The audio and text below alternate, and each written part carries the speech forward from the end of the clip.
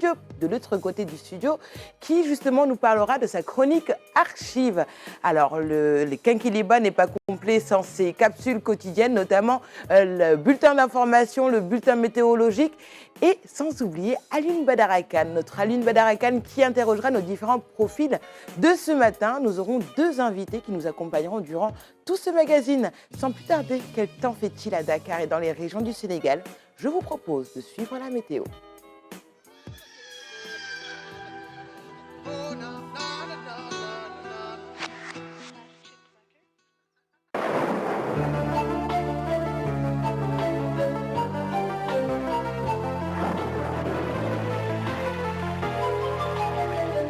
Chers amis téléspectateurs de Quinquilibre, bonjour. L'actualité météorologique de ce jeudi restera marquée par des passages nuageux qui seront notés sur une bonne partie du pays et un temps chaud qui sera ressenti à l'intérieur des terres. Alors l'animation satellitale conforte cet état de fait par un ciel passagèrement nuageux qui sera ressenti au nord et vers le centre du pays. Mais vers la partie sud du pays, le ciel sera plutôt nuageux avec au courant de cet après-midi des risques d'orage de pluie qui seront attendus vers la région de Kédougou. Ce qui fait qu'en termes de prévision au courant de cette journée, comme le montre la carte, c'est donc des passages nuageux qui seront notés au nord, au centre et vers la partie ouest du pays avec donc une bonne présence du roi soleil. Mais pour la partie orientale, par contre, c'est un ciel nuageux qui sera attendu à Bakel, à Tamba, à Kolda et des risques d'orage et de pluie attendus au courant de cette soirée vers la région de Kédougou. Côté sensation, la chaleur sera ressentie partout ailleurs sur le pays avec des valeurs de 30 degrés attendues à Saint-Louis, 30 aussi attendues à Dakar, 31 à Mbour à l'intérieur du pays. Donc la chaleur aussi sera ressentie avec des valeurs de 38 degrés attendues dans certaines localités comme Djurbel, Fatick, Kaolack, 38 attendus aussi à Ziguinchor et Kolda, 39 à Sédhiou et 40 degrés attendus à Tamba. À Linguère, le mercure va grimper d'un cran pour atteindre les 41 degrés à Kaffrine et Matam, 43 degrés attendus à Bakel. Et le maxi des maxi sera attendu à Podor avec une valeur de 44 degrés. Donc, en résumé, chers téléspectateurs, c'est donc un ciel passagèrement nuageux qui sera ressenti au nord, au centre et vers la partie ouest du pays, laissant donc la partie sud du pays sous un ciel nuageux avec des risques d'orage et de pluie qui seront attendus à partir de cette soirée au niveau de la région de Kédougou. Côté sensation, la chaleur sera ressentie partout ailleurs avec des valeurs de 30 degrés attendus à Saint-Louis et Dakar et 44 degrés comme le maxi des maxi attendus au nord du pays, plus précisément vers la région de Podor. Voilà qui met fin à ce bulletin météorologique. Excellente journée à vous.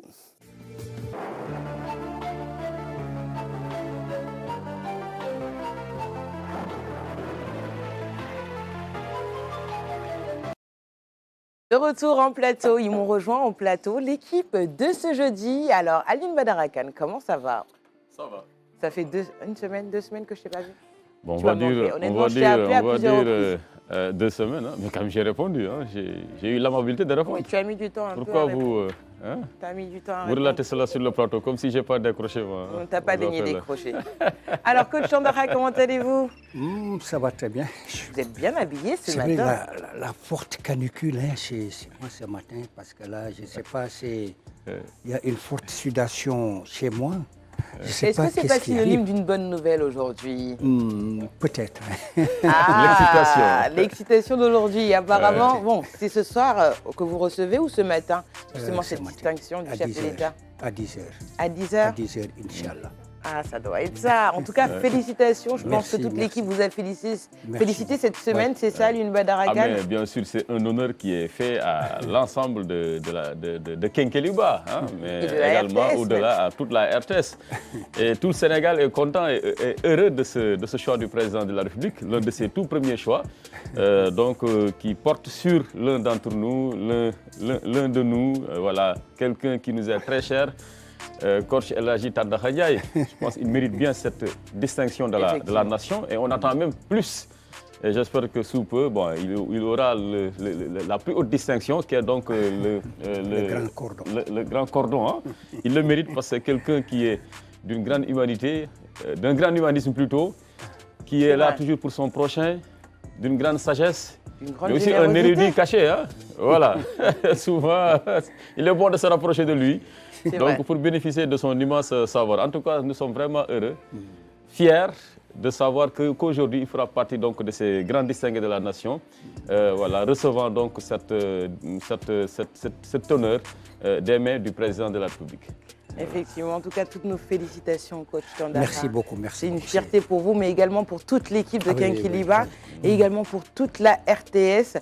Merci encore de votre générosité parce que dans ce métier, il faut beaucoup de partage et vous le faites vraiment très bien. Alors, Laura, comment ça va?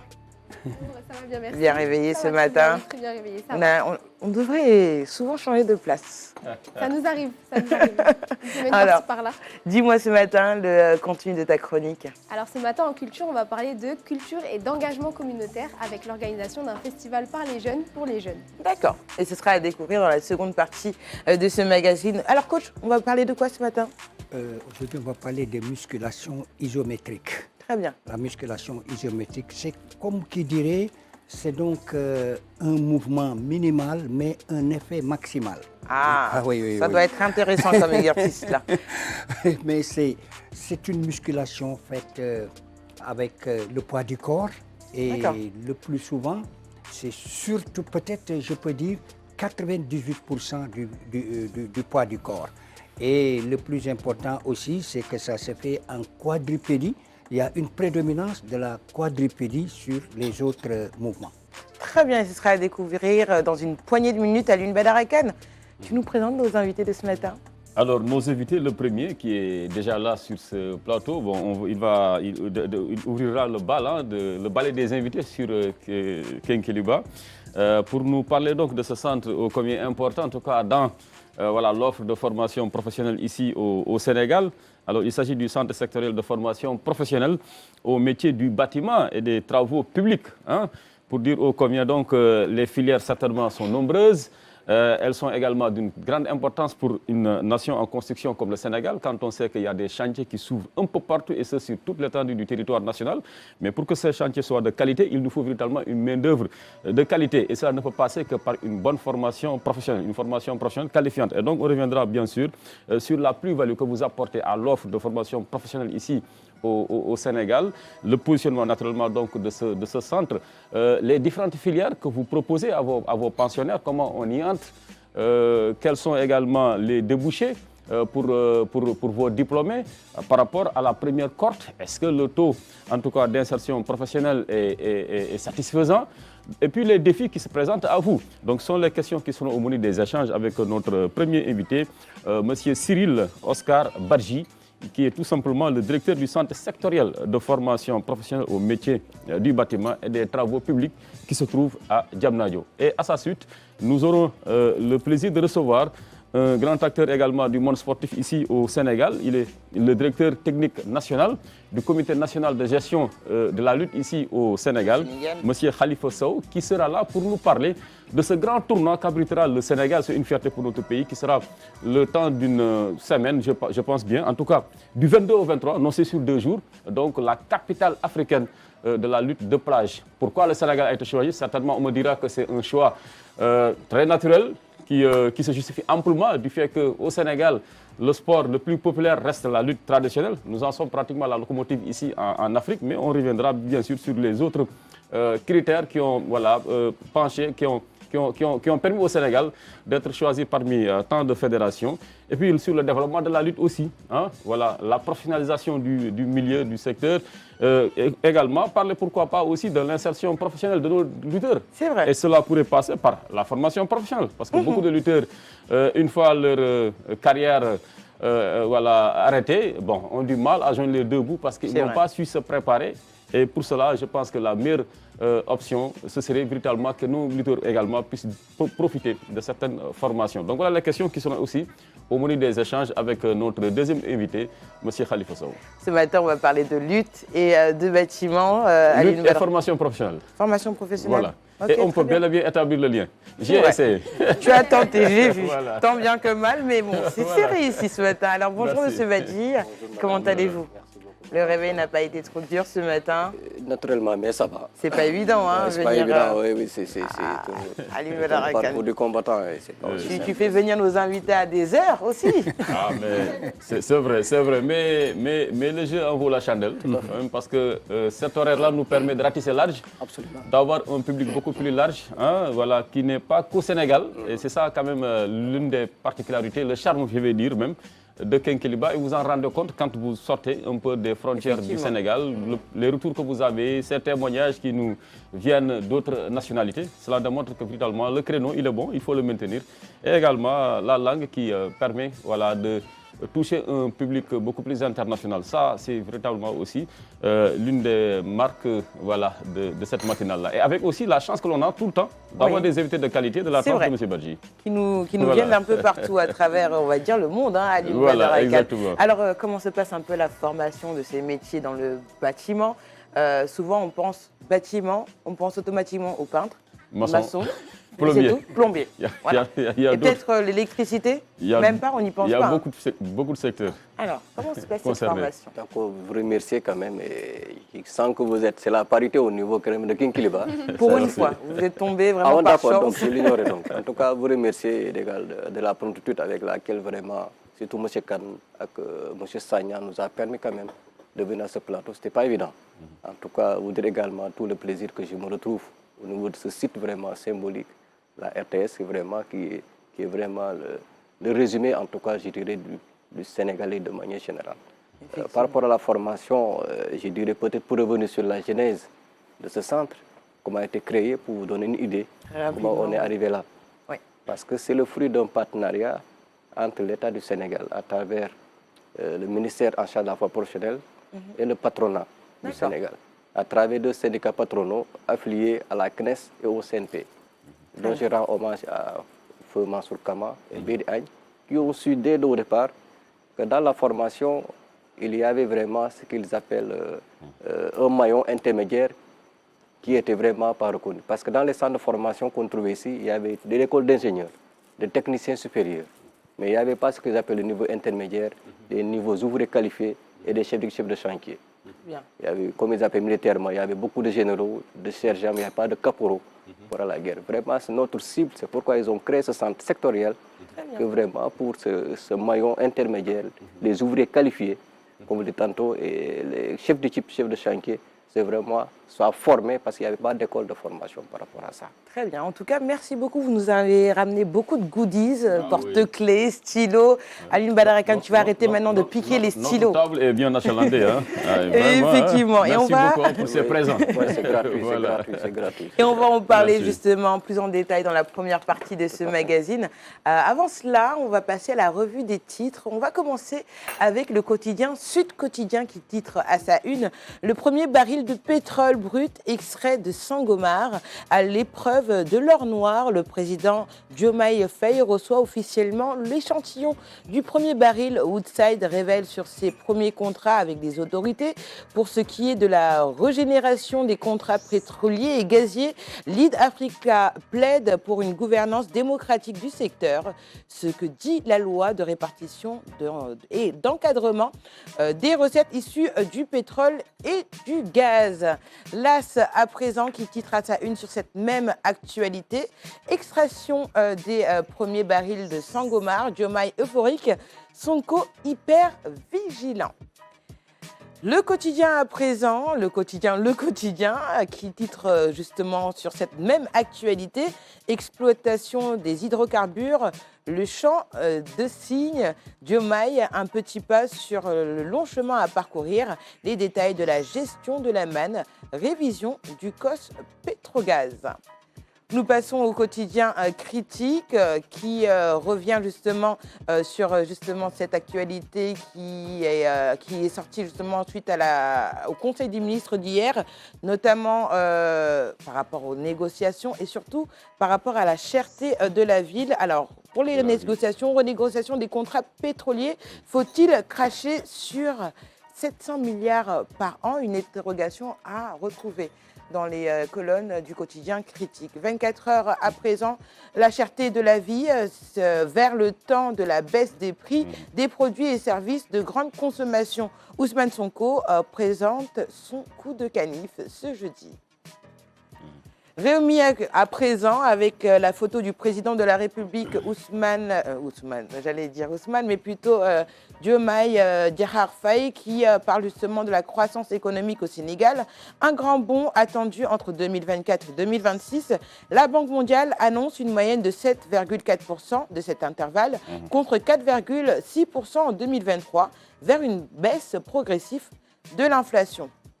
Bisby le jour à présent qui parle justement de la recette fiscale, élargissement de cette recette fiscale, les recettes de l'ABM. Alors un titre à retrouver justement à la une de Bisby le jour. Les réformes fiscales et l'amélioration de l'impôt sur le revenu des personnes physiques peuvent accroître les recettes internes. Le mandat à présent qui justement titre à sa une la consolidation de l'unité nationale au Sénégal. Faudrait-il renforcer l'enseignement de l'histoire à l'école primaire? Dégradation également de la forêt de la Casamance, l'agence de la Grande Muraille et le CNREF reviennent en renfort. Direct News qui titre à sa une le génocide à Gaza et en Palestine, l'humanité assassinée par Roland Fodé-Diagne, à lire dans les colonnes de Direct News. Yor qui titre à sa une, autant pour moi, une toute autre actualité, chemin de fer, la gestion catastrophique de Abbas Diaber sur la Select, 150 travailleurs licenciés abusivement réclament justice depuis 9 ans. Alors, autre actualité à lire à la une de Yor, Darou Khoudos, deux Chinois et un Sénégalais de la carrière de béton Douyan sous mandat de dépôt. Passons au quotidien spécialisé en sport qui a sa une... Sadio Mané, quel avenir pour Sadio Mané? Une interrogation à l'une Rekan. Ou encore coach Tandakha pour justement ce mercato d'Arabie Saoudite. Est-ce que l'avenir de Sadio Mané est menacé? Alors, on parle beaucoup de la Turquie, Galatasaray, mais pas encore de sortie de Al-Nassr. Mais en tout cas, la Turquie s'est positionnée. Donc, la grande équipe turque de Galatasaray. Maintenant, on va attendre. De toutes les façons, Sadio Mané, évidemment, c'est vrai que ce n'est plus le Sadio qui avait ses jambes de 20 ans, mais tout de même, il est performant. Il est performant, c'est-à-dire qu'il ne faut pas l'enterrer très vite, parce que là, c'est vrai que le footballeur, la pleine puissance, c'est entre 26, 27, 28 jusqu'à 30 ans. À partir de 30 ans, c'est un peu la courbe descendante, mais sauf peut-être des sportifs qui ont atteint un peu la zone autogène, c'est-à-dire, vous allez voir les Dani Alves, les Cristiano Ronaldo, mais ce n'est pas tous. Je crois que ça, il faut les compter. Chaque 10 ans, chaque décennie, vous en avez un ou deux. Voilà, pas plus.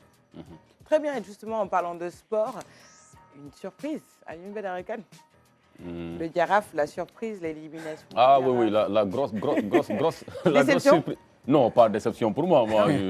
Vous connaissez la rivalité qu'il y a entre la Ligue de Saint-Louis et la Giraffe de Dakar, même s'il est... Tu étais content?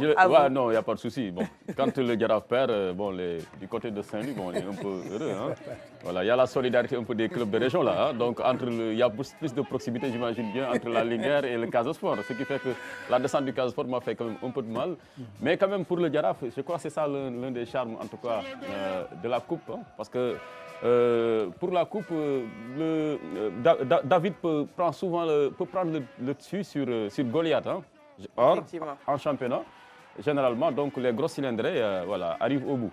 Et donc, ce qui s'est passé hier à Ligue 1 démontre encore une fois qu'il faut de tout faire pour préserver ce label-là, qui est la Coupe du Sénégal. Parce que voir une équipe en National 2, je crois bien, en National 2, c'est vraiment le niveau amateur à Louga qui fera donc, qui jouera la finale de la Coupe du Sénégal. Et qui élimine au passage le Grand Giraffe de Dakar, l'équipe la plus titrée au Sénégal. Voilà, ça explique aisément cet envahissement-là de la pelouse par un public lougatois en liesse. Parce que quand même, ils sont entrés à jamais dans l'histoire, même sans avoir encore remporté la Coupe. L'histoire retiendra qu'une équipe nommée Féru de lutte, Féru de football plutôt.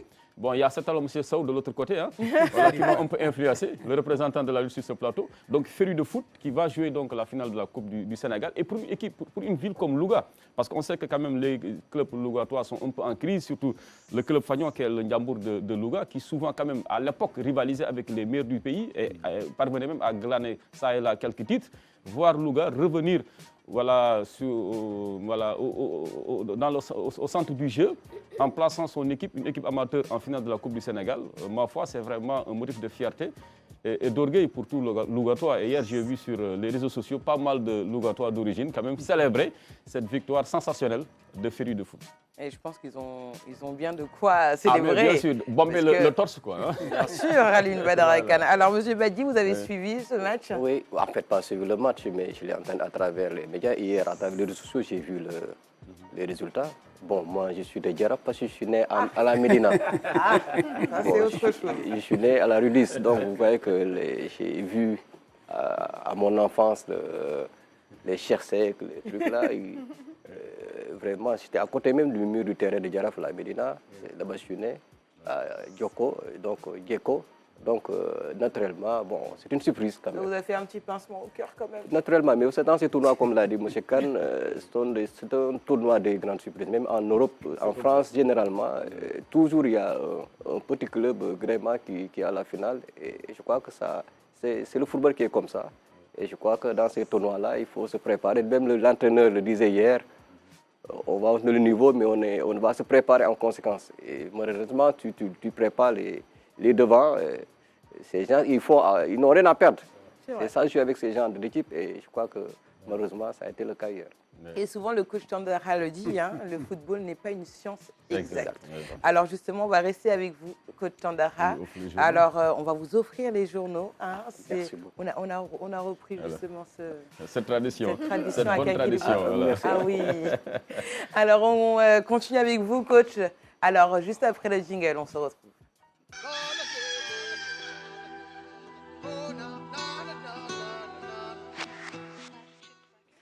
Ce matin, coach Tandara, nous allons parler de musculation isotonique, c'est ça? Isométrique. Isométrique. Alors, voilà. Vous m'avez écrit isotonique, mais c'est pas grave. Donc, on passe aux exercices? Ah oui, bon, alors avant d'aller vers l'exercice, peut-être dire l'importance de l'introduction de la musculation isométrique dans les entraînements. Alors, je crois que ça, c'est une plus-value, surtout pour ceux-là qui s'entraînent. Il est bon souvent d'introduire, même si, bon, c'est vrai que l'entraînement, c'est vrai qu'il se fait de façon systématisée, parfois de façon assez stéréotypée. C'est tout à fait normal, puisque l'entraînement a ses principes, mais aussi a ses procédés. Mais il est bon d'introduire ce genre de travail, puisque simplement, ça vous renforce, en tout cas au plan musculaire. C'est vrai que ça vous donne une certaine tonicité, puisque au fur et à mesure que la saison avance, le sportif, surtout professionnel, perd un tout petit peu en puissance. Alors, qu'est-ce qu'il faut faire? C'est de faire ce qu'on appelle ce renforcement musculaire pour justement se maintenir. Et donc, c'est comme ça. Alors, sur la question, la musculation isométrique, on va écouter le coach Bou et il va passer à l'action. Très bien. Bonjour mesdames et messieurs, nous voici ce jeudi sur le plateau. On va vous présenter ce qu'on appelle aujourd'hui le travail isométrique, qui est des renforcements, qui sont des renforcements plutôt, où on va faire travailler nos groupes musculaires mais en isométrie. Donc ça dit c'est des renforcements statodynamiques. On est en position statique où on va faire une contraction continue au niveau du muscle. Là on pourra faire travailler ce qu'on appelle notre endurance musculaire et en même temps notre force. Donc c'est ça qu'on va vous présenter aujourd'hui, pour qu'au moins vous sachiez que c'est possible de faire des renforcements en position isométrique où vous allez rester sous tension pendant quelques secondes pour faire activer le muscle et faire développer sa capacité telle que sa force et en même temps son endurance. Très rapidement, on va proposer les exercices.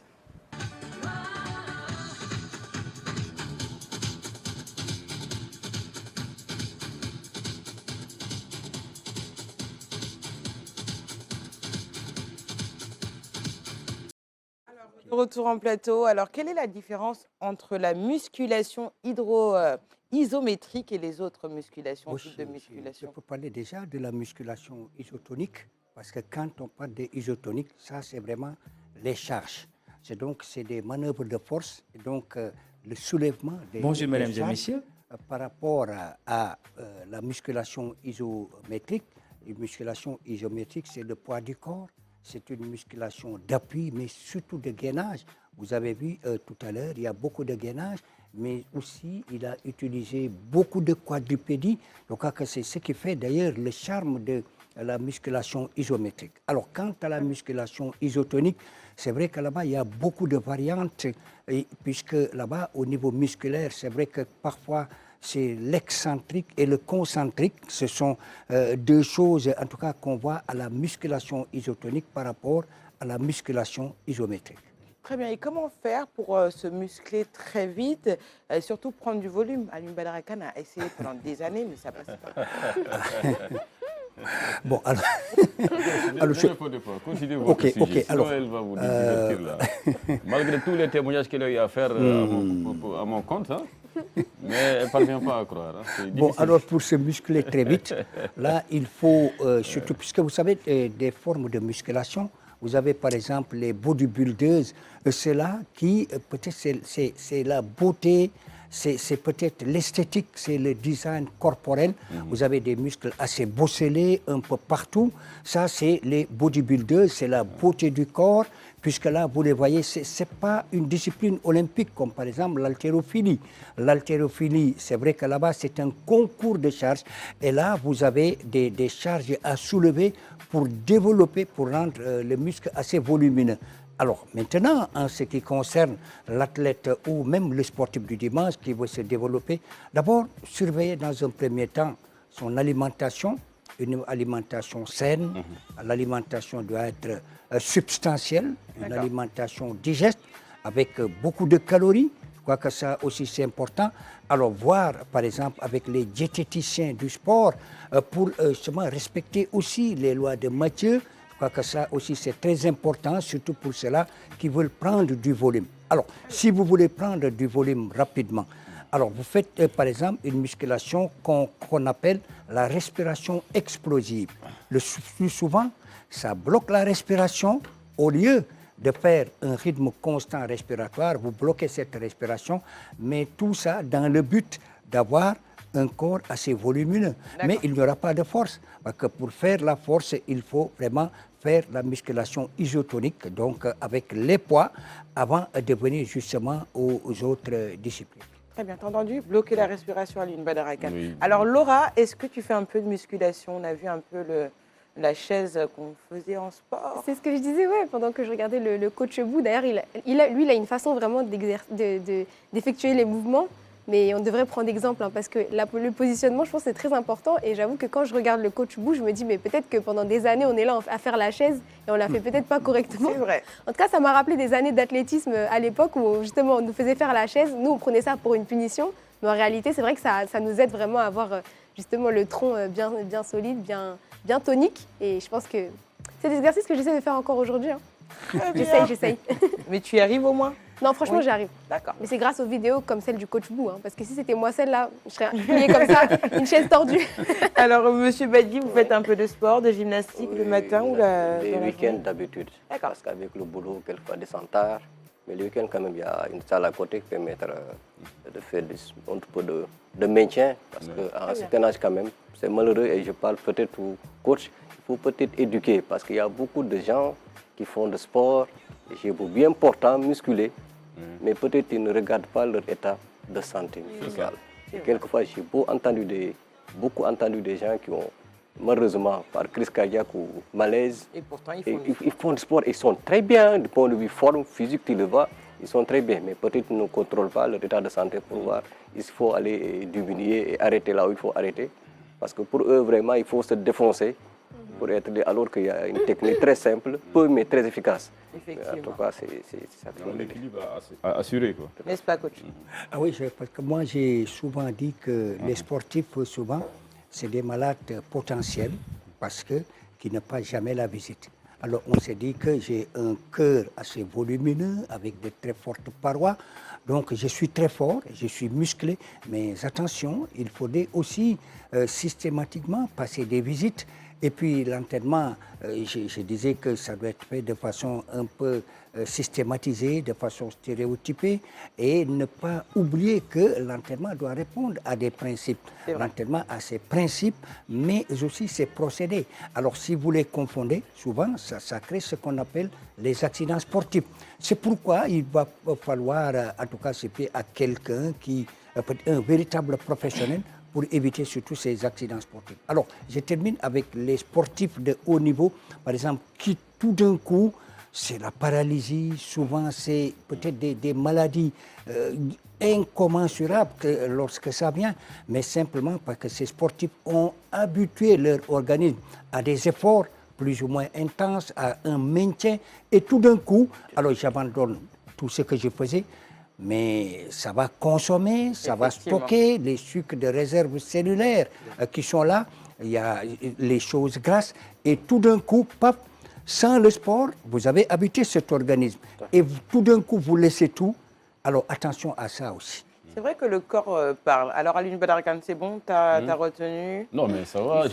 Moi, je suis au même niveau que notre invité, M. Badji. Hein, parce qu'en fait, rien ne sert de courir, il faut partir à point. Tout à fait. Hein, et puis, voilà, savoir faire ce savant dosage, le juste milieu, cet équilibre à trouver. Parce que quand vous voyez certains jeunes, des fois, comment ils se défendent sur la plage, pensant qu'ils le font très bien, or ils font du mal à leur organisme, à leur corps sans le savoir.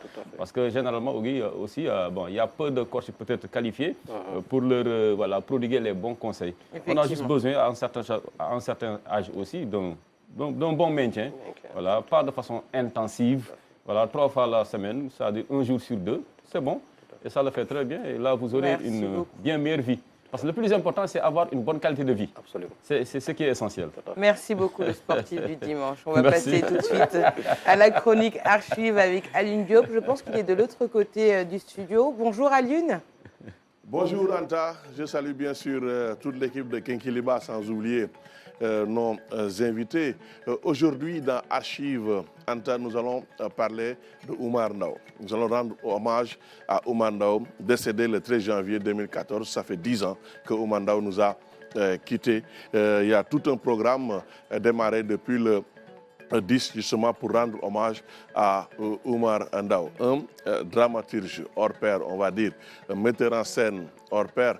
Oumar Ndao, considéré comme une passerelle, considéré comme un point de convergence, considéré comme un point de rencontre, celui qui savait comment fusionner les arts, comment décloisonner les arts. C'était Oumar Ndao, assez engagé quand il est question d'art et de culture. Il se disait même, et il l'a vécu aussi, un syndicaliste de la culture. Donc Oumar Ndao, à travers un vernissage qui s'est tenu hier à la Wallonie-Bruxelles, on lui a rendu hommage, tout un programme avec aussi de la musique de l'orchestre Baobab. Mais avant cela, il y a eu, bien sûr, au Centre culturel Blaise Senghor, mardi dernier, une table ronde autour du parcours de Oumar Ndao, autour de ce qu'il a fait avec tout le monde, parce qu'Oumar a travaillé avec tout le monde. Il a été aussi directeur de la culture et du tourisme à la mairie de Dakar. Oumar Ndao a fondé en 1991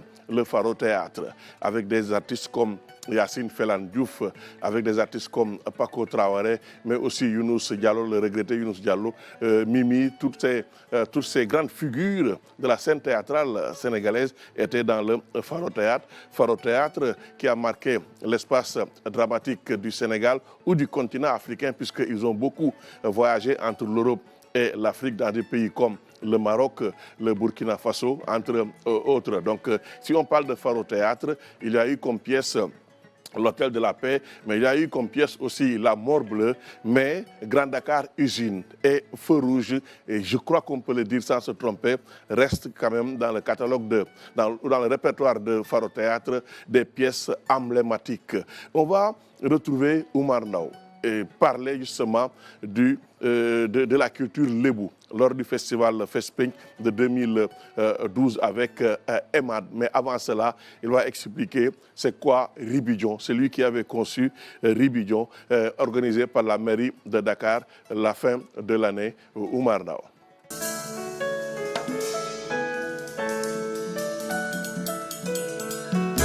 Disons qu'il y a quand même quelque chose de caractéristique des 4 communes.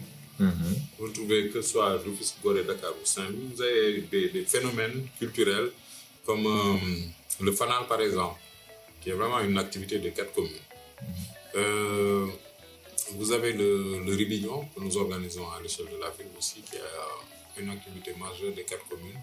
Ce sont des activités qui, vers la fin de l'année, accompagnaient les colons qui allaient à l'église ou qui allaient faire le réveillon, etc. Ribignon est une déformation de réveillon. Oui, d'accord, on vous accompagne, vous allez faire votre réveillon. Nous, dans nos quartiers, nous allons faire notre ribignon. Et le ribignon n'était absolument pas religieux. C'était une grosse fête païenne dans laquelle il y avait des régates, des courses hippiques, des séances de lutte, mais aussi des séances de folion, de tanneberg. C'était un gros festival traditionnel. dañu nekk ci li Abdou Khadre waxoon léegi globalisation mondialisation ku nekk am lu ñëpp di ko tiitaroo kii ne man électronique la kii ne man astronomie la kii ne dem naa ci weer bi kii ne inventé naa informatique loolu yëpp gaa baax na mais ñoom dañuy def seen civilisation matérielle ñun ñu jàpp dématérialiser ko c'est-à-dire ñun suñu civilisation nit moo ko lal moo tax Senghor toujours daf doon wax nit ay garabam maanaam ker gi nga xam ne mun na fa toog noppalu waaye garabam la yi tamit boo amee lu tawat ci yaram bi mu dem ci kooku mu faj ko keneen du ko faj xaalis lu mu bëri du lépp la mën a faj waaye nit mun na faj ci nit loo xam ne gën na sori gën a xóot loolu ci li ñuy def ni tey ci la bokk loolu tax ñuy dolli di gërëm waa EMAD bu ci yàlla àndee def nañ festival des traditions ak ñoom fas yéene lañ leen gunge ci yeneen projet yi mais bi ci gën a ñor mooy écomusée des civilisations lébu waxtaan na ceeg dignitaire lébu yi ñu ne ko bés bu ngeen ko soxlaa ñu jox leen terrain junñu nañ ñu sax terrain bi nga xam ne ñoom buñ ko soxlaa mun nañ ko fa def mooy lan baraak boo xam ne ku fa dugg xam ne fii la lébu yi dëkkoon ci biir baraak bi mu am ci ay photo mu am ci ay li ñuy wax parure coiffure vêture am ci des éléments comme ça sonore visuel am ci ay rythme am ci ay discours ñu dégg kàddu maam yi yoo xam ne jotoon nañ ko enregistré balaa muy raaf loolu yëpp nañu war a takku nag ñun ñëpp jàpp ci pour mu am taxaw ak jàmm.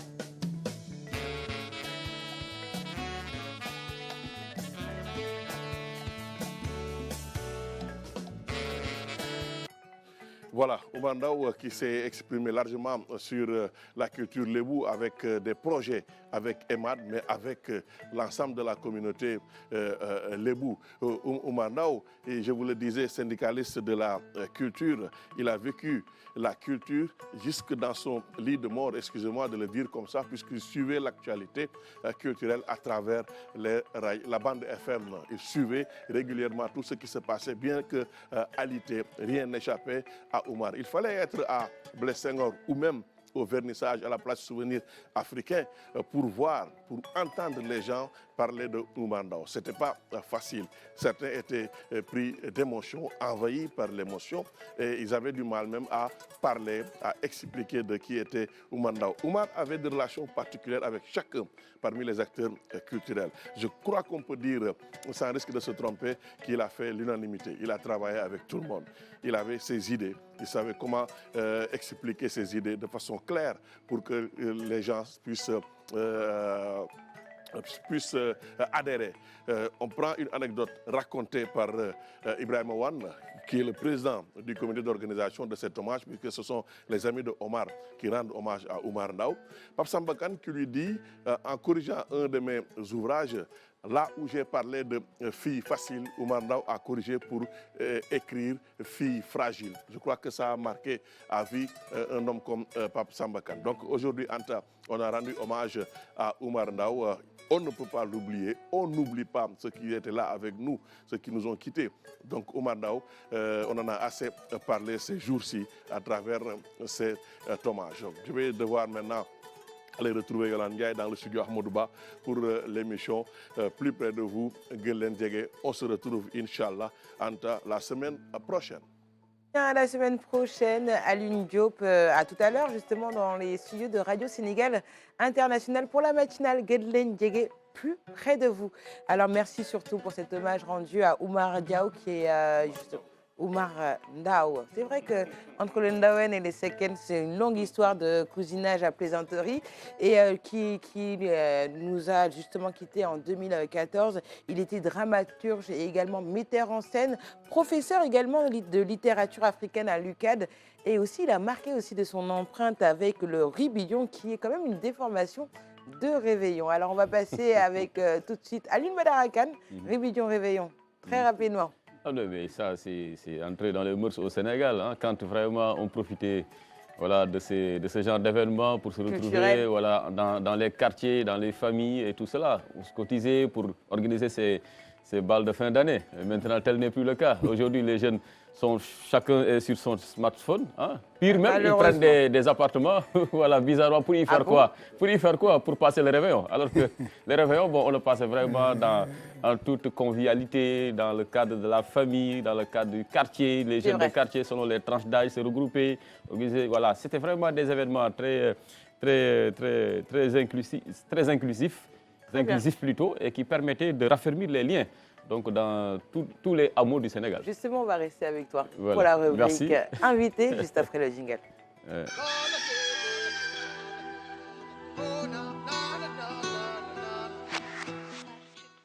Ce matin, on reçoit en plateau Monsieur Cyril Oscar Badji. Il est le directeur du Centre sectoriel de formation professionnelle aux métiers du bâtiment et aux travaux publics. Voilà, donc ce grand centre hein, qui offre voilà, des formations de qualité, ben, on va le résumer ainsi, une formation, un emploi pour demain. Hein? Demain, nous y sommes déjà, hein, parce que les défis sont à relever. Et ils sont là, extrêmement nombreux. Face à nous et pour totalement voilà, gagner ce pari-là de la qualité, il nous faut une main-d'œuvre bien formée, voilà, des jeunes qui maîtrisent voilà, tous ces métiers-là d'avenir, hein, parce que quand on sait qu'il y a de nouveaux métiers qui se créent maintenant et que donc vous avez cette délicate mission-là de leur inculquer ce savoir-faire pour que l'expertise sénégalaise soit toujours reconnue au niveau international. Alors c'est un centre, on va le dire, assez jeune, mais quand même très dynamique dans l'offre de formation par rapport à cela qui existe ici au Sénégal. Pourriez-vous, monsieur voilà, Badji, nous faire un peu la liste, on va le dire, exhaustive hein, de toutes ces filières-là que vous dispensez au centre de Diamniadio? D'accord. D'abord pour vous dire que le centre a ouvert ses portes en 2011. Et parallèlement au niveau de ces centres également, nous sommes dans les BTP, mais également il y a d'autres centres sectoriels qui sont dans les métiers portés logistiques, parce qu'il y a 4 centres sectoriels destinés aux métiers là-dessus. Peut-être l'originalité de la gouvernance de ce centre, c'est un centre vraiment géré par le privé, par le patronat. C'est un partenariat public-privé, mais que le centre est géré par le patronat. C'est ça. Et moi qui vous parle, je ne suis pas un fonctionnaire ni un agent de l'État. Tous les gens qui sont là-bas sont régis par le Code du travail. C'est un modèle particulier. Un modèle particulier. C'est un partenariat public-privé que la formation à l'État. Un vrai partenariat public-privé. Tout à fait. Le partenariat à l'État, mais la gestion est complètement privée. Et de ce fait, par rapport à nos offres de formation, il y a la formation initiale, qu'on appelle formation de longue durée, et les formations de courte durée. C'est-à-dire pour renforcer les capacités du personnel des entreprises du grand public par rapport à ça. Pour la formation initiale, nous sommes sur des métiers, comme vous l'avez sur les plaquettes, la maçonnerie béton armé, les bâtiments, il y a la plomberie installation sanitaire, il y a les travaux publics. Mais également, depuis 2011, nous avons ouvert un autre département, tout ce qui est éco-construction. C'est comme vous l'avez élargi là, que vous voyez ces briques-là. C'est dans l'éco-construction, l'éolienne, le photovoltaïque. Et depuis 1 an ou 2 ans maintenant, nous avons élargi nos offres de formation en ouvrant 2 BTS. Parce que nous avons constaté également, l'État avait un souci de tout récupérer ces jeunes bacheliers dans le cadre vraiment de l'accompagnement de l'État dans la résolution des bacheliers. Nous avons ouvert ces BTS de haut niveau avec l'approche par compétence pour pouvoir accueillir tous ces jeunes. Mais pour chaque niveau, pour chaque filière, il y avait des niveaux quand même d'entrée, d'accès au niveau de ces centres. Peut-être, si vous permettez, je peux continuer si c'est possible. Voilà, parce que pour la formation initiale, les jeunes entrent par voie de concours. D'accord. C'est un concours sélectif. Oui, c'est au niveau du BFM, pour la formation initiale. L'avantage de ce concours, organisé par la direction des examens concours, si le jeune entre, l'État s'est engagé à lui payer les 90% de la formation. De 90%. 90%. Il n'y a que 10% à sa charge. Voilà, en charge. Parce que c'était dans le projet initial, c'était comme ça que l'AFD également, dans le fonctionnement, dans des conditionnalités, a voulu quand même que l'apprenant se sente motivé par rapport à ça. Mais qui a mis en place l'infrastructure? C'est le privé? Non, c'est l'État. C'est l'État qui a mis en place. Le financement a été fait par l'État du Sénégal et l'Agence française de développement. Ok. Et c'est le privé qui gère? Voilà, c'est vraiment l'originalité. Mais l'État a été très magnanime sur ce coup-là. Tout à fait. Comme il s'agit d'un partenariat public-privé, 90% des frais sont pris en charge par l'État. C'est l'État qui met en place les infrastructures. Oui. Donc, en principe, le privé maintenant a la mission, devrait avoir la mission de recruter tous les sortants du centre. Exactement, c'était vraiment l'originalité. Ça donne même une obligation pour lui. Exactement, parce que c'était ça l'originalité. Parce que lorsque le patronat a initié ce projet en voulant créer un centre, parce qu'ils avaient compris que les jeunes qui sortaient des centres qui étaient là ne répondaient pas à leurs besoins, c'est-à-dire la problématique éducation, formation, emploi. Mais par rapport à ce centre, quand même les jeunes, quand ils sont directement employables, parce que même les référentiels de formation, de compétences ont été définis de concert avec les professionnels. Pour dire, voilà les compétences que nous voulons pour que quand le jeune sorte, il est directement opérationnel. Parce qu'ils sont mis dans des conditions réelles, comme c'était en entreprise. Parce que 80% de la formation, c'est la pratique. Chaque jour, les jeunes sont dans la pratique. C'est pourquoi ils sont très opérationnels quand ils sortent du centre par rapport à ça. Et comme je l'ai dit tantôt également, il y a les niveaux BFM, pour que les jeunes, quand ils sortent par voie de concours, parce que même l'État, c'est un client pour nous. Bien sûr. Il achète la formation. C'est-à-dire, après le concours, qu'on prenne un lampe à la facture avec le nombre de jeunes, et donc, comme un accord avec le coût déjà défini, il paie cette formation-là. Voilà, ça c'est le premier niveau. Il y a des formations également niveau BTS, c'est comme nous avons ouvert des plans de lumière, c'est des niveaux bac, des bacs scientifiques. Nous avons également le niveau maîtrise énergétique, également avec niveau bac de chantier. Mais également, il y a des formations de courte durée, qu'on appelle des certificats professionnels de spécialisation. Des formations de 3 mois, 4 mois, où les jeunes, selon le niveau, peuvent entrer par niveau certificat, même les jeunes qui n'ont pas de diplôme, pour faire ces formations très pratiques, mais également financées par l'État à travers le fonds de financement de la formation professionnelle.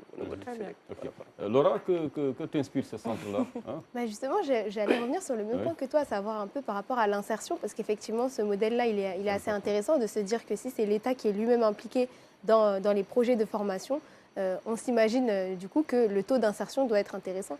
Oui, on envisionne entre 80 à 85% d'insertion. Avec une bonne, ce qu'il faut reconnaître, une bonne partie de ces jeunes sont dans l'auto-emploi. Parce que l'avantage de ces formations, c'est ça. Parce que les jeunes préfèrent même créer leur propre zèle que vraiment insérer l'entreprise. C'est ça, s'il y a une satisfaction à ce niveau, c'est vraiment où l'on trouve. Parce que ce sont des jeunes, ce sont des emplois, quand ils sortent des métiers, tu n'as pas besoin forcément d'aller en entreprise. Parce que comme vous l'avez dit tout à l'heure, il y a beaucoup de chantiers. Dans le quartier, il y a un plombier, il y a un maçon, ainsi de suite. Et ça, quand même, il y a une forte vraiment sensation par rapport à l'insertion, quand même, que nous sommes vraiment très, très. C'est pourquoi la demande est très forte, mais quand même, on ne peut pas prendre tout. C'est pourquoi je suis heureux de voir dans le programme du président Diomaye qu'il a littéralement vraiment nommé le centre. Oui. Il vous a fait cet honneur. Oui, je l'ai vu. C'est pourquoi vraiment il a bien compris que vraiment. Vous prenez des jaloux là. Je l'ai regardé dans le cadre de formation. Il a déjà dit qu'il faut, depuis qu'il est vraiment déplacé dans les départements, il comprend vraiment l'importance de ces centres de formation, qui sont des instruments pour accompagner la politique de l'emploi de l'État dans le cadre de... Parce que... Alors, allez-y. Oui, je suis parlé en parlant d'insertion. Quel type de métier formez-vous dans votre école? On voit que vous formez, vous formez des génies civils, thermiques et énergétiques renouvelables, les maîtrises aussi dans le BTP, dans le bâtiment, la plomberie. Alors, quel type de métier sort justement de cette école-là? Voilà, comme nous formons avec débouchés des ouvriers professionnels qualifiés. Le niveau. Nous formons également des chefs d'équipe, des chefs de chantier, mais également le niveau comme BTS, que nous venons des techniciens supérieurs, que nous avons ouvert tout récemment. C'est ça, parce que comme vous le savez, dans le secteur, beaucoup de gens ont appris le métier sur le tas. Mais comme peut-être vous avez eu la chance à construire votre maison, les maçons d'à côté ou du quartier sont toujours entre tiraillements, comme Tom et Jerry, entre le propriétaire, parce qu'il n'arrive pas à faire un devis. Le devis n'est jamais complet. Il fait un devis, mais chaque jour, Dieu fait, vous allez toujours courir il faut augmenter, il faut augmenter, il faut augmenter. Parce qu'ils n'ont pas. Il y a des doyens qui sont là, qui peuvent exécuter un plan, mais ils ne peuvent pas lire le plan. C'est ça. C'est vrai. Et tous ces aspects-là, c'est le patronat qui voulait rectifier pour voir comment former ces gens, et également dans le cadre de la VAE, la valorisation d'excellence, pour leur donner des diplômes reconnus par rapport à ça. Mais également en termes de sécurité, en termes de coûts, sont des données qui manquent. Et vous avez vu pas mal des années passées ou des mois passés, d'effondrement, parce qu'il y a un problème au niveau vraiment de la qualité des ouvrages, parce que tout simplement, peut-être les gens ne savent pas faire le dosage, également le contrôle ne se fait pas de façon très technique par rapport à ça. Alors, on sait qu'il y a beaucoup de jeunes voilà, qui ont eu une formation sur le tas, parce qu'ils ont accompagné un oncle plombier ou bien un oncle électricien et tout cela, mais maintenant qui veulent aller dans la formalisation, entrer par exemple dans une entreprise. Ils ont déjà le savoir-faire, mais ils ont juste besoin de la certification qui ne peut s'obtenir que par le biais d'un diplôme. Est-ce que vous prenez en compte également cette catégorie-là dans votre offre de formation? L'une des missions du centre également fait partie de ces... On appelle la validation des compétences. Voilà, des acquis de l'expérience. C'est un dispositif qui est là, pour nous permettre également, à travers des organes de financement, effectivement, ce sont des missions que vraiment désignées, assignées vraiment au centre pour valoriser vraiment ces acquis faits par un... Parce qu'effectivement, et cette demande de plus en plus forte, j'ai 10 ans d'expérience, 15 ans, mais rien ne le prouve. Rien ne le prouve, voilà. Et ça, vraiment, c'est avec la direction de l'apprentissage, et beaucoup de gens en train de travailler sur ça. On a formé beaucoup quand même, certifié beaucoup de jeunes dans ce domaine par rapport à ça également. Alors, vous parliez un peu du respect du genre, hein? C'était une belle fleur faite à Kénkéliba. Alors, mais qu'en est-il à votre niveau? Est-ce qu'aujourd'hui, ces métiers-là sont prisés par... Chez la gente féminine. Très rapidement. Oui, ça vient quand même. Il faut reconnaître un milieu un tout peu catalogué homme. Mais bon, je sais que les femmes aussi, mais quand même, pour les filières plomberies, parce que dans les premières promotions, il y a des promotions qui se sortent avec des dames qui sont vraiment des icônes, qui sont devenues de vrais leaders dans ce secteur. Et vraiment qui envoient... Ah oui, vous avez des témoignages par rapport à ça, qui sont de vrais patrons. Ils ont construit des ouvrages vraiment hors normes, vraiment. Et c'est vrai, c'est un milieu socioculturellement. Les femmes ne s'envoient, mais de plus en plus quand même. On constate vraiment que les jeunes envoient le Libye parce que ce sont des métiers vraiment... C'est un support de vocation. Il faut que la personne aime ce métier. Et je pense que quand vous voyez dans les plaquettes, vous verrez des dames que j'ai mises. Vous voyez que vraiment c'est de plus en plus, mais également en train de travailler, parce que l'aspect genre de plus en plus est vraiment exigeant dans les projets même que nous recevons. Les bailleurs nous exigent vraiment l'aspect genre par rapport à ça. C'est important. Merci beaucoup, M. Badji. Un rappel du programme de ces journées portes ouvertes. Voilà, c'est rapidement contenu dans le calendrier vraiment pédagogique de nos jeunes. Depuis hier, ils ont une porte ouverte pour effectivement faire découvrir davantage les offres du centre, mais également le savoir-faire de nos jeunes, parce que cette année quand même, ils ont eu à organiser des concours pour chaque filière, mais également avec des clubs. Ils ont invité des professionnels qui vont venir faire le témoignage des autorités pour vraiment vendre le centre, également donner le savoir-faire au niveau du centre du Sénégal. Merci beaucoup et bon vent à ce centre, hein, merci beaucoup, qui, même s'il a été ouvert en 2011, quand même reste jeune par rapport aux autres, à ses devanciers. Quand je pense par exemple au CNQP, à d'autres centres, de ce fameux centre de Sénégal-Japon par exemple, voilà, qui sont un peu ses ancêtres, mais malgré tout cela, quand même, vous parvenez à vous frayer votre chemin et les résultats que vous avez quand même le prouvent suffisamment. En tout cas, félicitations et bonne continuation. Et merci beaucoup à vous et bonne continuation et encouragement parce que ce n'est pas facile. Pas du tout, je ne vous le fais pas dire. En tout cas, à votre cause quelque part. En tout cas, merci beaucoup d'être passé sur ce plateau. Restez avec nous après le journal.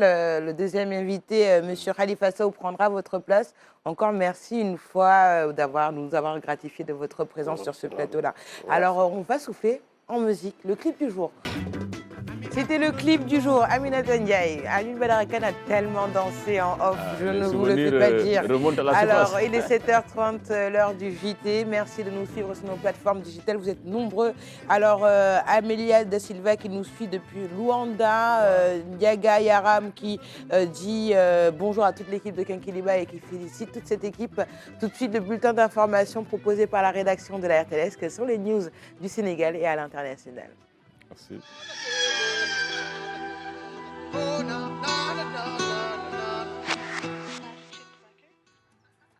C'est le ministre de l'Énergie qui a déposé l'échantillon entre les mains du chef de l'État. Acte symbolique, signe de démarrage officiel du gisement offshore. Donc, c'est un échantillon du premier brut sénégalais tiré à Sangomar. Donc, le Sénégal rentre dans le quota des pays producteurs de pétrole désormais, sous votre magistère. J'en profite pour vous féliciter l'ensemble du gouvernement, féliciter l'opérateur Woodside et féliciter aussi le peuple sénégalais et leur dire notre engagement à faire bon usage de ces ressources pour les générations actuelles et les générations futures. Situé à 100 km au large des côtes sénégalaises, par 780 mètres de fond, le champ Sangomar contient du pétrole et du gaz et devrait produire entre 100 000 et 125 000 barils jour. La production devrait générer des milliards de dollars de revenus au Sénégal et procurer des retombées économiques et sociales aux générations actuelles et futures. Le président Bassirou Diomaye Faye donnait déjà des gages en mettant à profit son dialogue avec des élèves venus lui rendre visite au Palais de la République. Le Sénégal a prévu aussi ce qu'on appelle le fonds intergénérationnel. Et ce fonds-là, c'est pour permettre que ceux qui sont sénégalais, qui doivent arriver dans les générations à venir, qu'on réussisse à leur préparer quelque chose. Et qu'on investisse surtout l'argent du pétrole et du gaz dont vous entendez parler pour mieux prendre en charge votre éducation, votre santé, votre épanouissement spirituel, moral et tout économique et tout, social et tout. Donc sous ce rapport-là, vous pouvez faire confiance au président de la République. Il va veiller particulièrement aux intérêts de votre génération et des générations à venir. Est-ce que vous êtes rassurés par ça? Oui. On signe le pacte ici. Le début de la production du pétrole est donc une bonne nouvelle pour le Sénégal et la compagnie Woodside. La concrétisation du projet qui a démarré il y a des années devrait alléger la facture énergétique du pays qui pesait beaucoup sur les problèmes budgétaires. Des tonnes d'aliments de bétail sont déchargées dans ces camions. Ils sont ensuite stockés dans ce magasin avant de les transporter dans des charrettes pour les acheminer dans les foirailles de Pékin. Ici, près de 200 tonnes d'aliments de bétail subventionnés par l'État du Sénégal sont distribués à ces vendeurs de moutons. Pour l'aliment de bétail, alhamdoulilah, nous tous on a eu notre part. Et c'est bien réglé. Le président a bien initié pour que tout le monde puisse prendre son part. Donc on remercie le président et l'État du Sénégal qui a subventionné l'aliment de bétail. Sans la subvention, ça coûte 9 500, mais là, ça coûte 5 000 francs. Donc nous tous, on a pu avoir notre part. Cet aliment de bétail subventionné est destiné à tous les éleveurs qui mènent une opération de tabaski au Sénégal. C'est pourquoi des éleveurs de moutons venus du Mali, de la Mauritanie, du Burkina Faso et du Niger reçoivent aussi leur quota. J'apprécie beaucoup, nous les Burkinabés, j'apprécie beaucoup parce que ça nous aide à bien alimenter nos moutons là. On arrive à vendre. On a venu avec 2 camions, mais il reste à peu près 30 et 40 moutons comme ça. La communauté malienne, dans sa totalité, chacun s'est senti concerné par l'aliment de bétail et c'est des remerciements à l'endroit de l'État du Sénégal. Cette année, le quota d'aliments de bétail subventionné destiné aux foirailles de Pékin a considérablement augmenté au grand bonheur des éleveurs. Nous avons reçu un quota de 198 tonnes. Nous avons déjà reçu les 148 tonnes. Il nous reste de recevoir les 50 tonnes demain. Et donc la distribution est en train d'être faite. Et vous comprenez parfaitement que Dakar a besoin de 260 000 moutons et que ce parc-là, durant le dernier mois de Tabaski, les 100 000 moutons transitent par ce parc-là. Donc c'est un marché permanent. Nous remercions le président de la République, nous remercions également le Premier ministre, remercions également le ministre de l'Agriculture, de la souveraineté alimentaire et de l'élevage. Cet appui de l'État à l'endroit des éleveurs est vivement salué par les organisations fêtières. Elle appelle les responsables à assurer la distribution en toute transparence. Le sac coûte 5 200. Donc au niveau de l'ICIN, en sortant de l'ICIN, le sac coûte 8 500 plus le transport et la manutention. Donc si l'État a subventionné, donc c'est la chose que nous saluons. Parce que si l'État ne fait pas ça, aussi nous dirons rien, nous on va essayer de le supporter. Parce que c'est notre rôle. Cette subvention de l'État sur l'aliment de bétail vise à appuyer et accompagner les éleveurs dans les opérations de tabaski. mais aussi de permettre aux populations d'acheter les moutons à des prix abordables. 72 heures d'émulation artistique dans la vieille ville. Pour cette 5e édition de Public Court, 19 courts-métrages de différentes nationalités étaient en compétition officielle. Et l'honneur est revenu aux spectateurs de départager les productions. L'envoyé de Dieu de la réalisatrice nigérienne Amina Abdoulaye Mamani remporte le premier prix, suivi du film Le Prénom, une prouesse pour la réalisatrice, encore étudiante à l'université. Gaston Berger. Pendant mon année de licence, notre professeur de cinéma, M. Selou Diallo, nous avait demandé de raconter notre prénom par le biais de la fiction. Donc c'est là que l'idée est venue. C'était pas évident parce que c'est une thématique un peu sensible, mais je pense que ce sont les sujets vraiment sensibles qui méritent d'être traités. Donc je trouve que c'est très important pour nous, femmes, de traiter ces genres de sujets. Ce gala est à l'initiative de l'UFR Civilisation, Religion, Arts et Communication de l'UGB en collaboration avec les films de l'atelier et l'Institut français de Saint-Louis. Et comme motivation, combler un vide qui n'a que trop duré. Ce qui a inspiré ce festival Public Court, c'est surtout une frustration. C'est-à-dire qu'au niveau de la région, qu'est-ce qui s'y passe? Pas grand-chose. On oublie totalement les régions, alors que l'État a un rôle régalien et il y a des attentes extrêmement fortes au niveau des régions. Il faudrait donc à un moment que ces régions-là puissent bénéficier des mêmes avantages que ceux qui sont à Dakar. Je voudrais rappeler que nous sommes attentifs aux objectifs que vous vous êtes fixés en tant que pôle de formation et aussi d'organisation de rencontres professionnelles autour du cinéma. Ce sont là des instances complémentaires pour renforcer les orientations pédagogiques inscrites dans vos chartes qui sont de donner aux étudiants un accès aux enjeux artistiques et industriels qui traversent la culture du cinéma. De doter le Sénégal et l'Afrique d'une formation de haut niveau dans un domaine où le continent doit être présent.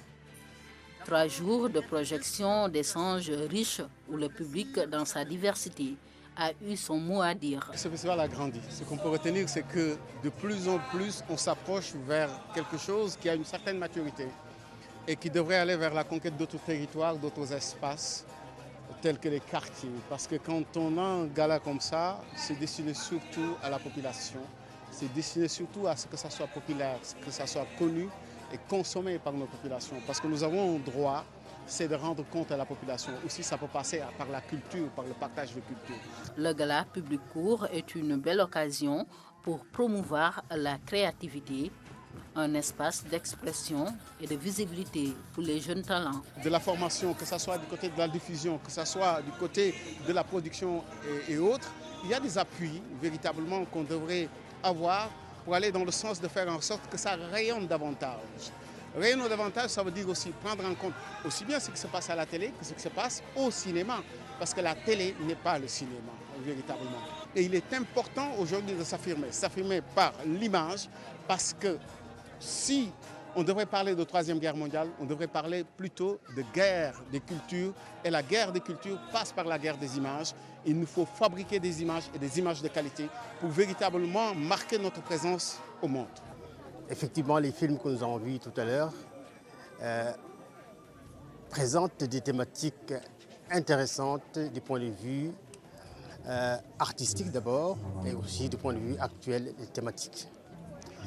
C'est de très beaux films, j'ai vu, et qui participent justement d'une certaine créativité, d'une dynamique de créativité. L'État du Sénégal, par la diligence des présidents Bassirou Diomaye Faye et des premiers ministres Ousmane Sonko, sont engagés naturellement à accompagner davantage, à accompagner les acteurs, les experts à mieux stabiliser, mais également à mieux faire en sorte que le secteur du cinéma, de l'art en général, puisse avancer encore et bénéficier justement de toutes les possibilités que nous avons actuellement pour aider les jeunes, surtout les jeunes créateurs.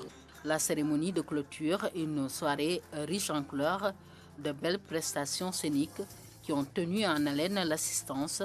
Rendez-vous l'année prochaine pour d'autres découvertes. Très beau reportage justement sur la culture. On va continuer dans ce même domaine, celui de la culture avec Laura. Et on va aller à Saint-Louis ce matin avec le festival NIT de Saint-Louis. Place aux jeunes talents.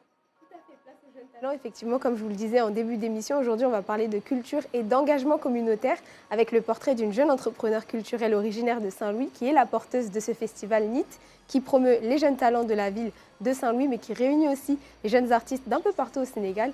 Saint-Louis, cette source d'inspiration intarissable pour les jeunes artistes. On regarde le compte-rendu de l'événement et on y revient sur le profil de cette jeune juste après. À tout de suite. C'était ces vendredis 24 et samedi 25 mai dernier à Saint-Louis, la deuxième édition du festival NIT, un rendez-vous culturel et artistique porté par une jeune danseuse originaire de la ville, avec pour objectif de promouvoir les jeunes talents, d'offrir aux artistes et aux créateurs un espace d'expression, d'échange et de vulgarisation de leur création. Musique, slam, théâtre, poésie, danse, cinéma, cela a été l'occasion pour plus d'une cinquantaine de participants venus des 4 coins du Sénégal pour faire vivre les productions de la jeune génération dans le secteur des arts, de davantage faire connaître le patrimoine culturel des régions participantes et surtout de se créer un cadre d'échange, de partage et de renforcement mutuel autour des arts et des lettres. 2 journées vécues comme une retraite pour ces jeunes artistes dans la capitale de la culture sénégalaise. En effet, sillonner Saint-Louis et ses rues durant leur séjour a été une source d'inspiration pour la plupart d'entre eux, entre visites culturelles et représentations en pleine rue. En parallèle, des consultations gratuites et présentations de protection hygiénique pour les jeunes filles, en plus de l'ouverture d'un stand d'inscription à la carte SODAV pour les artistes présents. Le thème retenu pour cette année, la déscolarisation des jeunes. Quelle solution pour lutter contre ce fléau? C'est la question à laquelle devaient répondre les élèves du club des jeunes filles du SEM Guinaïrao lors d'un atelier d'écriture accompagné de leur professeur Khadignan et encadré par un jeune slammer. Nous luttons contre ce phénomène. Nous, chaque jour, nous nous battons corps et âme contre ce phénomène. Donc, et pour moi, je dis ça, c'est ça l'objectif de la création du club des jeunes filles. Parce que même notre slogan, si vous le regardez, nous parlons de ça, ma réussite, mon sacerdoce. Donc, ça montre que nous sommes vraiment totalement contre la déperdition scolaire. L'événement s'est clôturé sur un grand concert sur la scène de l'Institut français, une deuxième édition réussie qui promet pour les années à venir. Un festival pour les jeunes et par les jeunes, donc un festival finalement populaire à Saint-Louis. Tout à fait, un festival populaire à Saint-Louis qui a réuni vraiment tout type de population. Il y avait d'ailleurs beaucoup d'enfants aussi qui ont pu participer. Et ce qui m'a semblé en fait vraiment important dans l'organisation de ce festival, effectivement porté par des jeunes, pour des jeunes, c'est le point d'honneur qui a été mis aussi sur la professionnalisation, la formalisation du statut. Il y avait aussi un stand d'inscription à la carte SODAV qui était ouvert sur les 2 jours pour permettre aussi aux jeunes artistes qui parfois viennent de se lancer d'aussi pouvoir jouir de leurs droits en tant qu'artistes. Et justement, c'est une artiste qui est elle-même danseuse à la base, qui est une entrepreneure culturelle prometteuse qu'on va découvrir dans le portrait tout de suite et puis on en reparle juste après. Très bien. À seulement 22 ans, Madjigen en est déjà à l'organisation de la 2e édition du festival NIT de Saint-Louis, où elle a effectué tout son parcours jusqu'à devenir elle-même danseuse professionnelle. Je suis artiste comédienne et danseuse sénégalaise. Je suis de Saint-Louis, l'initiatrice et la directrice du festival NIT. Pour moi, tout s'est bien passé et on a atteint notre objectif et celle des participants. Le but, c'était de promouvoir les jeunes talents, créer un cadre d'expression, d'échange et de vulgarisation de leurs créations. Et tout s'est bien passé comme prévu. On a pu créer un cadre d'expression. Voilà, tout s'est bien passé. L'idée, c'était pour qu'ils viennent au moins découvrir la culture saint-louisienne, regarder les jeunes talents qui sont ici à Saint-Louis. Voilà, et de les produire, de réaliser le film, soit, ou de les produire, voilà. Donc, pour moi, ils sont très, très, très, très heureux de venir à Saint-Louis et ils ont eu de bonnes réussites, en fait. Elle a par ailleurs décidé d'organiser des ateliers d'écriture thématique au sein même de son festival, afin d'encourager les collégiennes du SEM Guinaouraï, où elle était elle-même encore élève il y a tout juste 4 ans, à prendre la parole en public. On a encadré 15 élèves, donc 15 jeunes filles, où il y a un slammer et un coach en développement personnel. Donc, il a encadré ces 15 jeunes filles pour faire un atelier d'écriture sur le thème et puis une restitution en fait à la soirée. Voilà. Donc, voilà, les élèves ont eu un diplôme de participation du moins, excusez-moi. Donc voilà, pour moi, l'école des jeunes filles ont été vraiment hyper contents en fait. Une jeune engagée dans sa localité qui a su porter haut ses ambitions de réunir des artistes issus de l'ensemble du territoire national et qui ne compte pas s'arrêter là.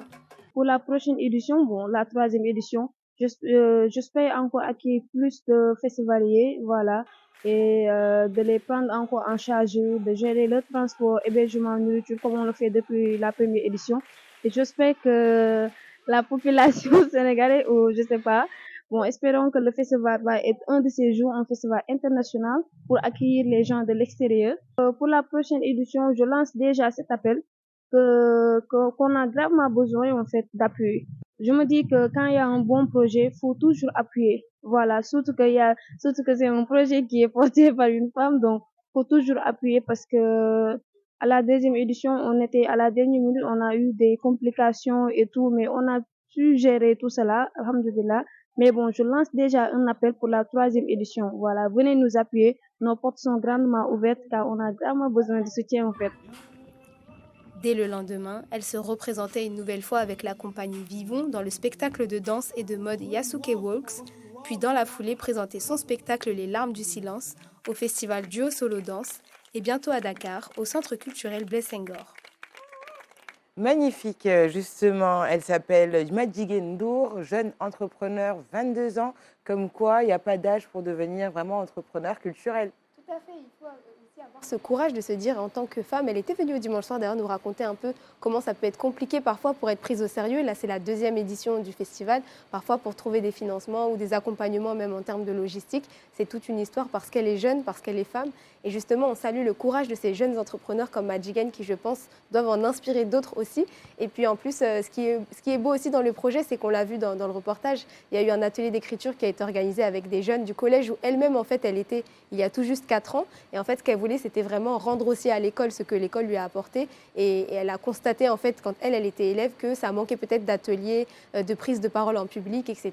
Donc c'est aussi toutes ces idées-là qui sont assez inspirantes de se dire que voilà, on peut faire des choses dans sa ville, on peut partir de nos propres constats pour proposer en fait finalement aux gens qui nous entourent en fait des programmations et d'utiliser la culture aussi pour le développement de tout un chacun. Merci beaucoup Laura pour ta belle chronique de ce matin. Tu nous as vraiment plongé dans le monde culturel. Alors Aline Badarakan, il nous a...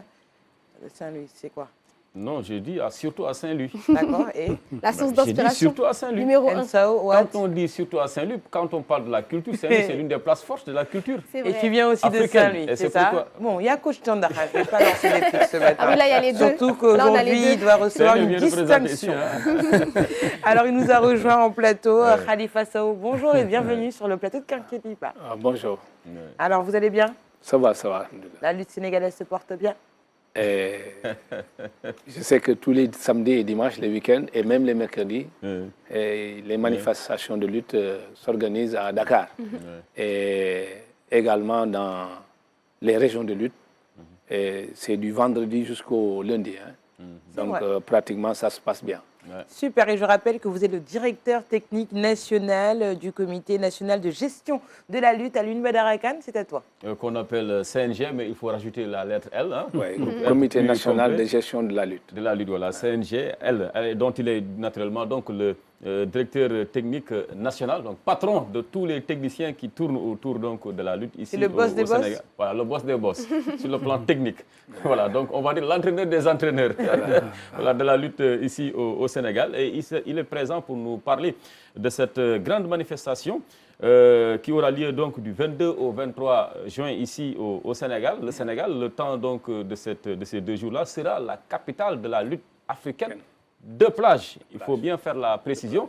Et cela me permet de vous poser cette question sur déjà qu'est-ce qui pourrait bien différencier la lutte sénégalaise traditionnelle telle qu'elle est pratiquée et cette lutte africaine de plage-là? Bon, merci. Je pense que vous parlez de lutte sénégalaise, traditionnelle sénégalaise, mais il faut faire la différence. Oui. Dans la lutte aujourd'hui, les Sénégalais, ils excellent dans cette forme de lutte. Bon, maintenant, la différence, ça se situe au niveau, par exemple, du temps de combat et de l'enceinte où se pratique cette forme de lutte, de la tenue et et du pointage aussi. Parce que chez nous, en lutte simple, vous avez la possibilité de rattraper le game, soi-disant. Et là-bas, de l'autre côté, cette forme de lutte se fait avec une culotte. Vous êtes torse nu avec une culotte. Avec une culotte, ok. Voilà. Et chez les dames, vous avez juste deux pièces. Mais voilà comment ça se passe. Également aussi du point de vue du temps, avec le beach wrestling, vous avez juste une seule période de 3 minutes. En 3 minutes 3 minutes. Tout a lieu en 3 minutes. 3 minutes. Sur la base des 3 minutes, vous faites la compétition et c'est fini.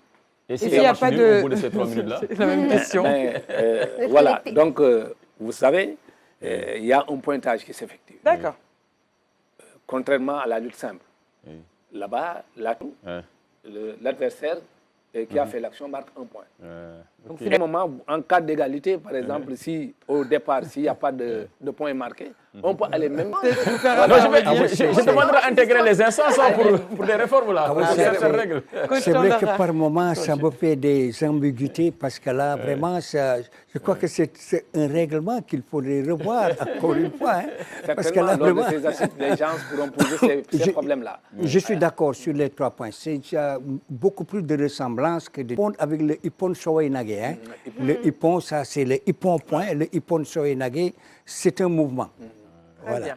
En tout cas, c'est... Aline. Ouais, d'où l'importance de tout faire pour que le coach soit sur ce plateau quand on reçoit. Vous savez, l'image qu'on montrait tout à l'heure, c'était à Singapour. Et le lutteur, c'est UWW, c'est United World Wrestling. C'est la structure mondiale qui organise la lutte de manière générale, globale. Et cette structure-là organise des compétitions au niveau mondial. Et d'ailleurs, en France, il doit y avoir le championnat du monde de beach wrestling au mois de juillet. Au mois de juillet. Alors, l'équipe nationale du Sénégal, elle est fin prête, elle a été composée. Comment vous avez fait pour prendre les meilleurs? Bon, les meilleurs sont issus du drapeau du chef de l'État. Les meilleurs du drapeau du chef de l'État ont été sélectionnés pour prendre part à la sélection. Mais il faut bien qu'ils comprennent les règles, qu'on ne s'agrippe pas à la culotte de son regroupement depuis, et il y a des gens qui ont déjà eu à pratiquer cette forme de lutte. D'accord.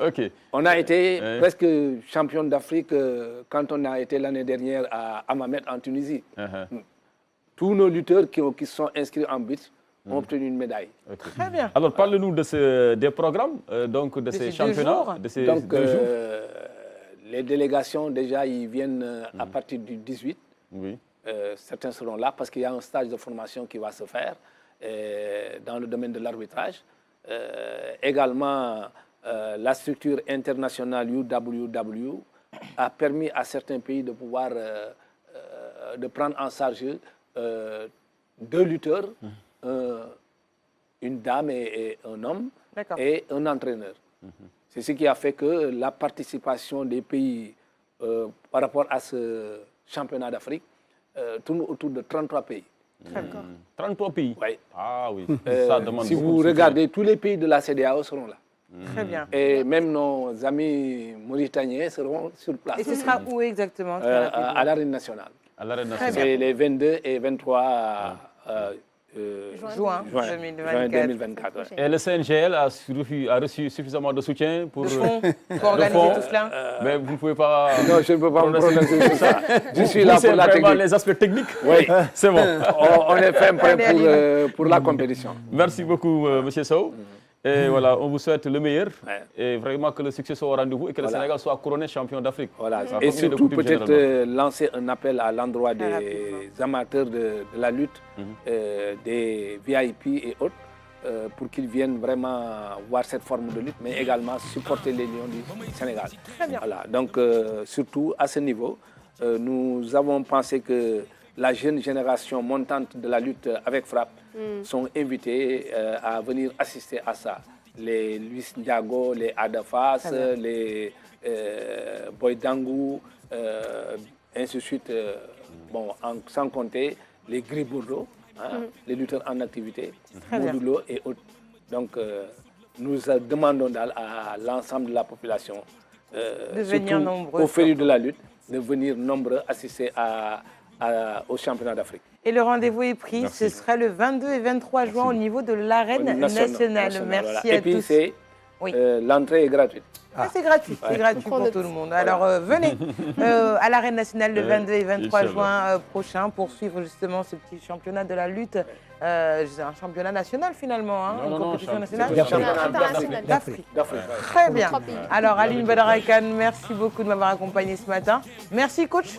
Rendez-vous à 10h, ce sera au Palais de la République ou au Grand Théâtre? Au Grand Théâtre. C'est là-bas, au Grand Théâtre. Au Grand Théâtre, très bien. On peut venir vous... oui, bon, pourquoi pas, parce qu'il y a Ambrassard aussi qui va être honoré. Super.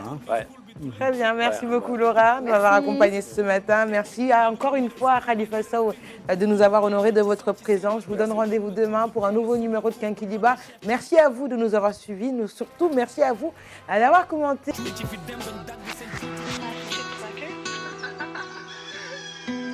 Gotta wake up early in the morning, a long way but go because I gotta find my way. The Lord need to stand up, get better to warning, which makes me know where we the line was left to be.